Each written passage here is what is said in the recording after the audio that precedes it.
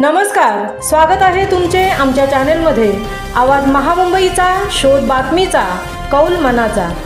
चला तर मग आमचे चॅनल शेअर करा, लाईक करा आणि सबस्क्राइब करा। धन्यवाद। गणपती बाप्पा मोरया। चिरनेर मुळपाडामधील कैलासवासी विजय काशीनाथ ठाकूर यांचे राहते घर खाली पडून जमीनदोस्त। कैलासवासी विजय काशीनाथ ठाकूर यांचे 2 मुलगे अविनाश ठाकूर आणि संकेत ठाकूर यांनी चिरनेर गावातच नवीन घर बांधल्याने त्यांचं आपल्याच गावातील रणजित भास्कर पाटील यांना भाड्याने दिले होते। रणजित भास्कर पाटील हे आपली पत्नी आणि 2 मुलं यांच्या समवेत तेथे राहत असत, परंतु रणजित भास्कर पाटील यांच्या वडिलांच्या घरी गणपती असल्या कारणाने ते आपली पत्नी आणि 2 मुलांना सोबत घेऊन दर्शनासाठी गेले होते।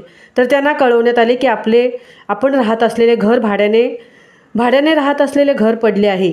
चिरनेरमध्ये यावर्षी सतत पडणाऱ्या पावसामुळे हे घर पडले असल्याचे बोलले जात आहे।